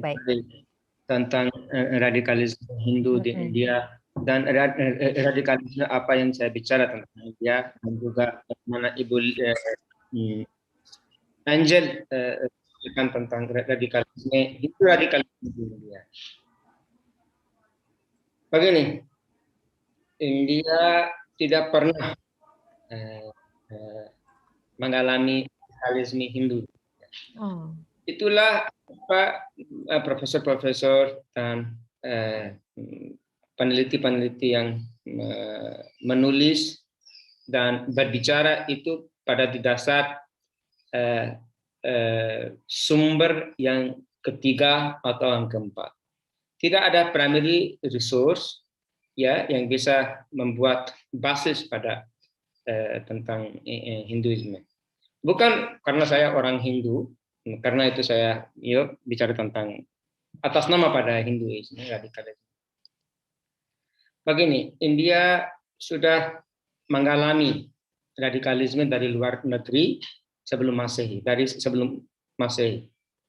Ya, dan Islam masuk ke India untuk lebih daripada 500 tahun. Setelah itu kita mengalami Buddhis. Dan itu ya kita bisa menyebutkan Hindu, orang-orang Hindu, umat Hindu menjadi radikalisme terhadap proselytization proses proselytization. Dan begini, bagaimana Indonesia mengalami radikalisme sekarang ini sudah baru-baru ini sudah panas sekali tentang Islam menjadi arogan, tentang ini Abu Janda, proses-proses dan FPI terhadap FPI dan FPI mau muncul lagi. Ini kita, we cannot equate everything, all the process. Okay. For Muslims in Islam, for the preachers, it is very easy to interpret Quran in Arabic language because everybody doesn't know Arabic. So it is very easy and convenience for the ulamas. Bagaimana you interpret the things, right? Dan kemarin saya dengar dengan dari Abu siapa namanya Abu Janda. Abu Janda. Ya, tentang arogan minority majority apa saja. Yeah. Okay. Religion is religion is not an arrogant. It is the people who follow that. They Okay. Thank you. It is So it is very important to understand Yeah. that India has also experienced. So reciprocation of certain kind of pressurization, radicalism cannot say that this is radicalism. Yes. Okay. If So, you see India is a very big country, there are certain pockets where we can say that radicalism is increasing. But Okay. it's not a Yes. threat in the national. But Yeah. at the same time, we have to see we have continuous support for radicalism from the transborder. That is Okay. Pakistan. Yes. I get That Thank is you, what- Dr. Ja. I'm sure. I think Dr. Lisa, you can accommodate for the. 1 minute. We're very sorry because this is the Just time. 1 minute. Just 1 minute. 1 minute. Dr. Okay. I think we need to make some kind of collaboration research on this issue. I mean, Yes. you explain about the radicalism in Okay. Hindu Scholar. perspective or Hindu perspective, and then I will do in a Indonesian radicalism. Okay. I think that will be a Thank very you, good but I'm very idea. sorry we have to cut, Good. Dr. Angel. Okay, thank We you can so go much. on with this is a very interesting topic. It is Yeah. very Yes. Okay. We will. Yes. Please, Dr. Lisa, can you accommodate for more discussions? Yeah, So, sure, sure, Ma'am without, Susan. thank you so much. So I will return. I will give this back to Panitia, the committee, to close this very interesting discussion. Dr. Ja, Ibu Dr. Angel, and then Dr. Lisa for the presentations. Thank you, dear participants. Until next time. Bye-bye.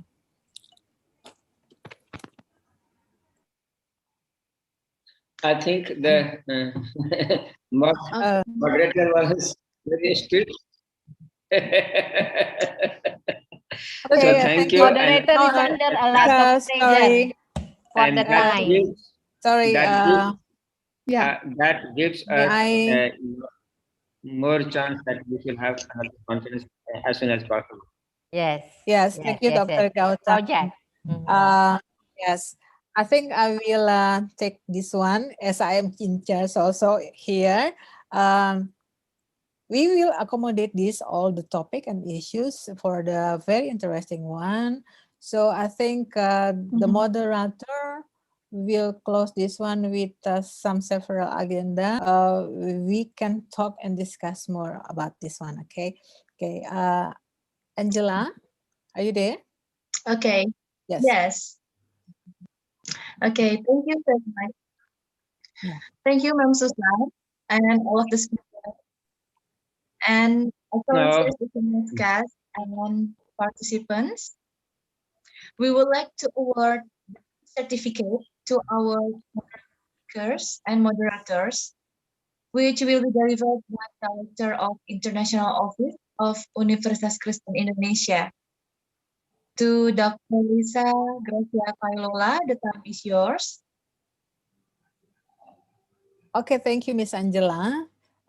For Dr. Gautam, Dr. Sneha, and also Dr. Angel and Ma'am Susan, there are e-certificate for all of you. I will read this certificate. Please, the committee, share.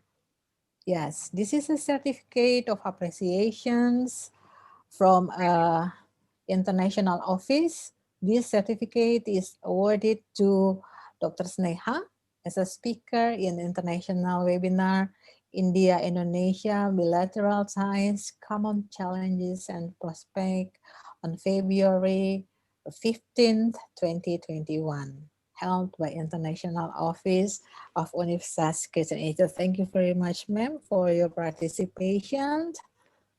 And the other,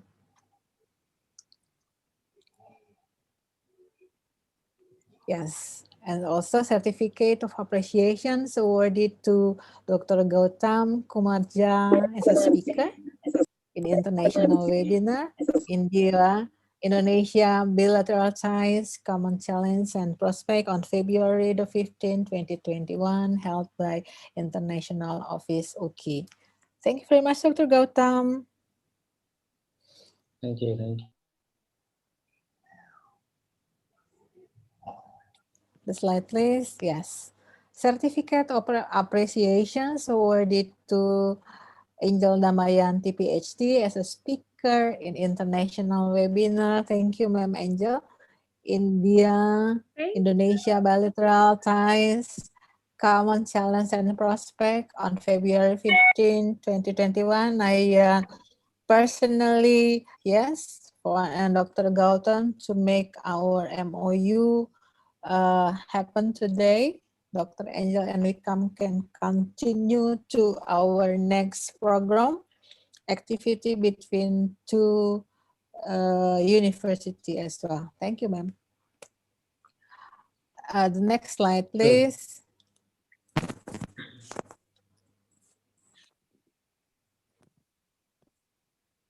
Next slide, SSMA as our moderator for the 4 speakers today from 3 p.m. to, it's already 5:30, I think.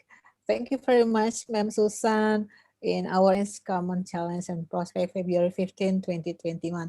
We hope and we can continue and very pleaseful to have a cooperation with you, ma'am. Thank you. Thank you. Thank you to Dr. Lisa Gracia Kalola. Thank you, Ms. Angela. Excellencies, distinguished guests, participants, ladies and gentlemen, now we will close the international webinar. Let us all be guided by all the things we have learned and heard throughout this international webinar and be able to see and influence our future. Thank you very much. And before we start, please accept this prayer from us. Kalau ada jarum yang patah, jangan disimpan di dalam peti. Kalau ada silap dan salah, harap sudi maafkan kami. Which roughly means, please forgive us for our shortcomings. And for your information, the materials from the speakers and the e-certificate will be shared through your registered email address. And I'm Angela, and all of the committee from International Office UKI would like to see you again on our next international webinar. Please stay tuned with up-to-date information from International Office UKI through our social media. So please follow our social media to update the information through our Instagram at UKI International, Facebook at Office of International Affairs UKI, and our YouTube channel International Office UKI.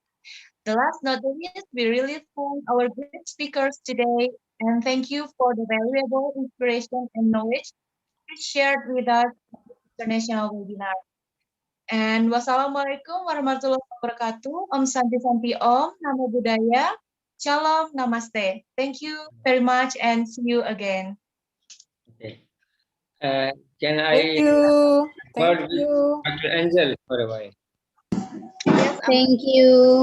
Yes, Dr. Gautam. Yes, Dr. Angel, now after this conference, we would like to see that a detailed report of this webinar is made, where you can do photographs of all the speakers, moderators, and the team also. And that is posted at the UKE's International Collaboration website. Sure. So that we can see, and it will remain as a strong proof for us that one of the most activities, and that I will also report to our International Collaboration Cell in JNU. Sure. Dr. Gautam, I also sent a message through your WhatsApp. Your Okay. private WhatsApp. Yeah, I was just invited you for my class next semester. It's about South Asia and Southeast Asia.